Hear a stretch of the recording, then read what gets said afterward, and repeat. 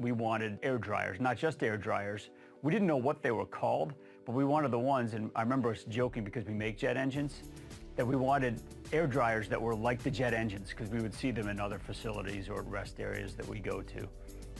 We pride ourselves on having the cleanest factory of our type out there. We had to redo the bathrooms. We had always used paper towels, which were just a mess. Just the labor involved in maintaining the bathrooms and the cost of the paper towels, it makes no sense to do it. We were probably spending about anywhere from $350 to $500 a month on paper towels, and then it was costing us anywhere from $250 to $500 a month to have the sewer unclogged based on the cloggage. Every time the gentleman would come, he would pull out wads of paper towels and say, "This is the issue. They're flushing paper towels."